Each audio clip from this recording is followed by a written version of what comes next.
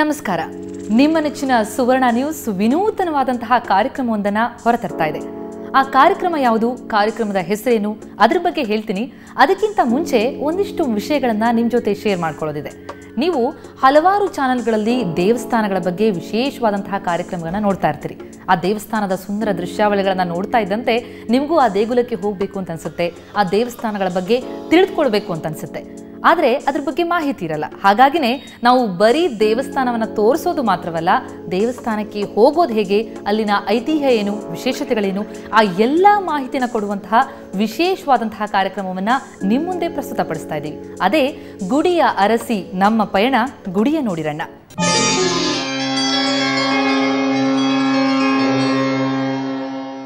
ಬನ್ನಿ, ಹಾಗಿದ್ರೆ ತಡ ಯಾಕೆ, ನೀನು ಆರಂಭಿಸಿ ಬಿಡೋಣ. ನಮ್ಮ ಸುವರ್ಣ ನ್ಯೂಸ್ ಕಚೇರಿಯಲ್ಲಿದ್ದೀವಿ ನಾವು.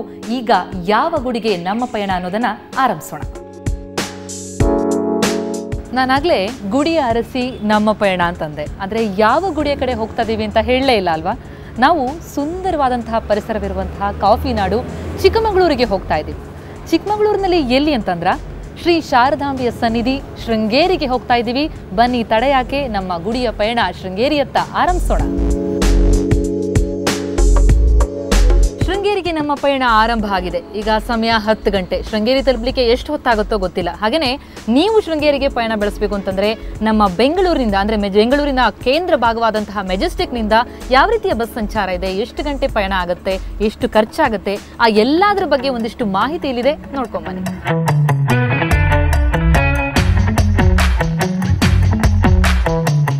ಇದು ಬೆಂಗಳೂರಿನ ಮೆಜೆಸ್ಟಿಕ್.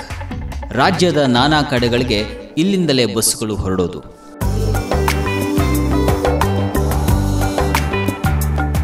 ಪ್ರಯಾಣಿಕರು ಎಲ್ಲಿಗೆ ಸಾಗಬೇಕಿದ್ರೂ ಈ ಸ್ಥಳಕ್ಕೆ ಬಂದೇ ಸಾಗಬೇಕು.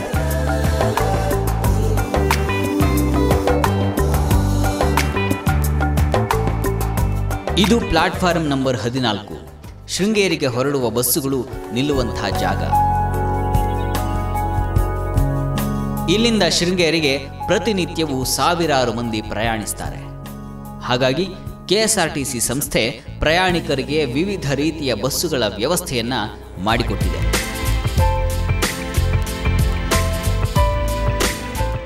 ನಾವು ಈಗ ಶೃಂಗೇರಿಗೆ ಇಲ್ಲಿ ಪ್ರಯಾಣಿಕರ ಅನುಕೂಲಕ್ಕಾಗಿ ಬೆಳಿಗ್ಗೆ 5:30 ಗಂಟೆಯಿಂದಲೇ ಸ್ಟಾರ್ಟ್ ಮಾಡ್ತೀವಿ.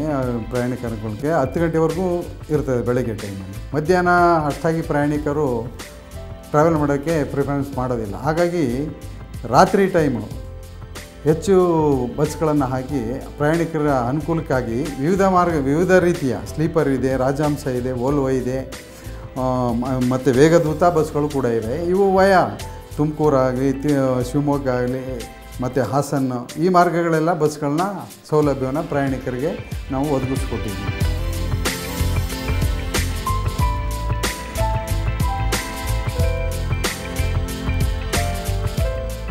ಶೃಂಗೇರಿಗೆ ವೇಗದೂತ, ರಾಜಹಂಸ, ಐರಾವತ ಹೀಗೆ ಹಲವಾರು ಬಸ್ಸುಗಳಿದ್ದು ಬೆಳಗ್ಗೆ ಹಾಗೂ ರಾತ್ರಿ ಸಮಯದಲ್ಲಿ ಪ್ರಯಾಣಿಸಬಹುದಾಗಿದೆ.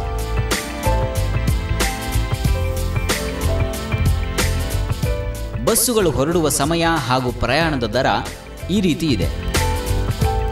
ವೇಗದೂತ ಹೊರಡುವ ಸಮಯ ಬೆಳಗ್ಗೆ 5:40ಕ್ಕೆ, 8 ಗಂಟೆಗೆ ಹಾಗೂ 10 ಗಂಟೆಗೆ. ರಾತ್ರಿ ವೇಳೆಯಲ್ಲಿ 8:45ಕ್ಕೆ, 9:15ಕ್ಕೆ, 9:45ಕ್ಕೆ, 10:30ಕ್ಕೆ ಹಾಗೂ 11:30ಕ್ಕೆ. ಇದರ ದರ 270 ರೂಪಾಯಿ. ಇನ್ನು ರಾಜಹಂಸ ಹೊರಡುವ ಸಮಯ ರಾತ್ರಿ 9:30 ಹಾಗೂ 10 ಗಂಟೆಗೆ. ಇದರ ದರ 425 ರೂಪಾಯಿ. ಇನ್ನು ವೋಲ್ವೋ ಹೊರಡುವ ಸಮಯ ರಾತ್ರಿ 10:30ಕ್ಕೆ. ಇದರ ದರ 515 ರೂಪಾಯಿ. ಈ ಬಸ್ಸುಗಳ ದರ ಆಗಾಗ ಬದಲಾಗುವ ಸಾಧ್ಯತೆ ಇದೆ.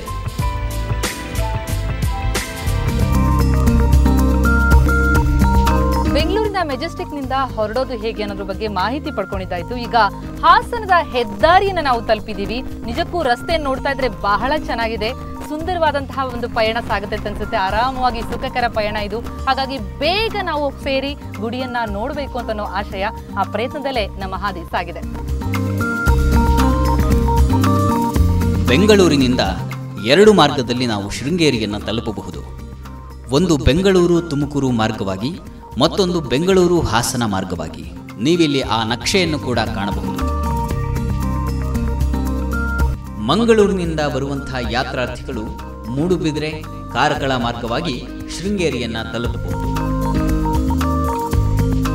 ಇನ್ನು ನಮ್ಮ ಉತ್ತರ ಕರ್ನಾಟಕದ ಭಾಗದಿಂದ ಯಾತ್ರಾರ್ಥಿಗಳು ಶೃಂಗೇರಿಗೆ ಬರುವುದಾದರೆ ಹುಬ್ಬಳ್ಳಿ, ಹರಿಹರ, ಭದ್ರಾವತಿ, ತೀರ್ಥಹಳ್ಳಿ ಮಾರ್ಗವಾಗಿ ಶೃಂಗೇರಿಯನ್ನು ತಲುಪಬಹುದು. ಇನ್ನು ನಮ್ಮ ಮೈಸೂರಿನಿಂದ ಬರುವಂತಹ ಯಾತ್ರಾರ್ಥಿಗಳು ಮೈಸೂರು, ಹಾಸನ, ಚಿಕ್ಕಮಗಳೂರು ಈ ಮಾರ್ಗವಾಗಿ ಶೃಂಗೇರಿಯನ್ನು ತಲುಪಬಹುದು. ಹೀಗೆ ರಾಜ್ಯದ ನಾನಾ ಕಡೆಗಳಿಂದಲೂ ಶೃಂಗೇರಿಯನ್ನು ತಲುಪಬಹುದಾಗಿದೆ.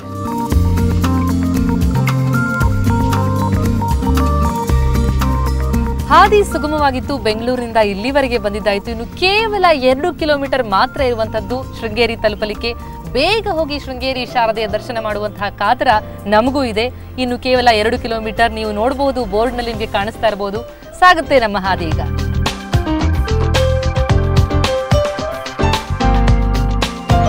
ಇನ್ನೇನು ಶೃಂಗೇರಿ ಬಂದೇ ಬಿಡ್ತು. ನಾವೀಗ KN ವೀರಪ್ಪಗೌಡ ವೃತ್ತದಲ್ಲಿದ್ದೀವಿ. ಈ ವೃತ್ತದಿಂದ ಎಡಭಾಗಕ್ಕೆ ತಿರುಗಿದ್ರೆ ಶೃಂಗೇರಿ ಶಾರದಾಂಬೆಯ ದರ್ಶನ ಭಾಗ್ಯ ಸಿಗುತ್ತೆ. ನಾವು ಇನ್ನೇನು ಕೆಲವೇ ಕ್ಷಣಗಳಲ್ಲಿ ಶೃಂಗೇರಿಯ ಸನ್ನಿಧಿಯಲ್ಲಿ ಶಾರದೆಯ ಸನ್ನಿಧಿಯನ್ನು ತರಿಸ್ತಾ ಇದ್ದೀವಿ.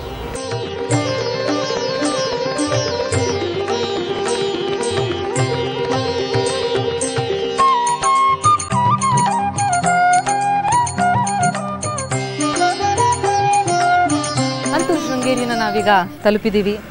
ಸರಿಸುಮಾರು ಬೆಳಗ್ಗೆ 10 ಗಂಟೆ ಆಗಿತ್ತು ಬೆಂಗಳೂರಿನಿಂದ ನಾವು ಹೊರಟಾಗ. ಈಗ ಸಮಯ 5 ಗಂಟೆ, ಬರೋಬ್ಬರಿ 7 ಗಂಟೆಗಳ ಪಯಣ ಇದು. ಆದರೆ ಪ್ರಯಾಸದಾಯಕ ಅಂತ ಅನಿಸ್ಲೇ ಇಲ್ಲ. ಬಹುಶಃ ಶಾರದಾಂಬೆ ಸನ್ನಿಧಿಗೆ ಹೋಗ್ತಾ ಇದ್ದೀವಿ ಅನ್ನೋ ಕಾತರ ಇದ್ದಿದ್ದರಿಂದ ನನಗೆ ಗೊತ್ತಿಲ್ಲ. ಆದರೆ ಶೃಂಗೇರಿಗೆ ಬಂದ ತಕ್ಷಣ ಬರುವಂತಹ ಎಲ್ಲ ಭಕ್ತಾದಿಗಳಿಗೆ ಕಾಡುವಂತಹ ಮೊದಲ ಪ್ರಶ್ನೆ ಅಂತಂದರೆ, ಎಲ್ಲಿ ಉಳ್ಕೊಳ್ಳೋದು, ಎಲ್ಲಿ ಲಾಡ್ಜಿಂಗ್ ವ್ಯವಸ್ಥೆ ಇದೆಯೋ, ಎಷ್ಟು ಖರ್ಚಾಗುತ್ತೋ, ಹೇಗಿರುತ್ತೋ ವ್ಯವಸ್ಥೆ, ಈ ಎಲ್ಲ ಪ್ರಶ್ನೆಗಳಿಗೆ ಉತ್ತರವಾಗಿ ಇಲ್ಲಿದೆ ಒಂದಿಷ್ಟು ಮಾಹಿತಿ.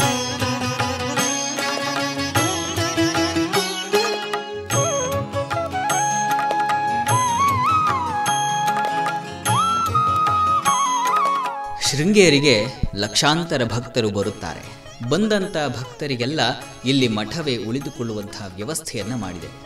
ಮಠಕ್ಕೆ ಸಂಬಂಧಿಸಿದ ಹಾಗೆ ಯಾತ್ರಿ ನಿವಾಸ, ಶಾರದಾ ಕೃಪಾ, ವಿದ್ಯಾಭಾರತಿ, ಭಾರತೀ ಕೃಪಾ ಹೀಗೆ ಹಲವಾರು ಲಾಡ್ಜ್ಗಳಿದ್ದು ಬಂದಂಥ ಪ್ರತಿ ಭಕ್ತರು ಇಲ್ಲಿ ಉಳಿಯಬಹುದಾಗಿದೆ.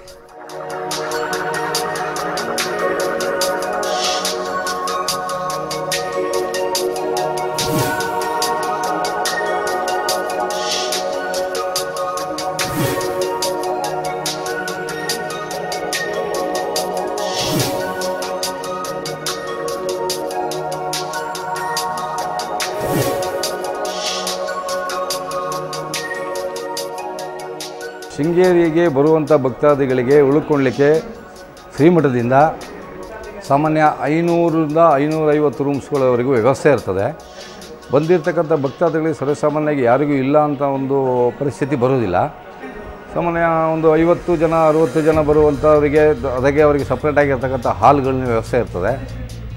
ಮತ್ತು ಇಂಥದ್ದೇ ಎಷ್ಟು ಚಾರ್ಜು ಅಂಥೇಳಿ ನಾವೇನು ಫಿಕ್ಸ್ ಮಾಡಿರೋದಿಲ್ಲ.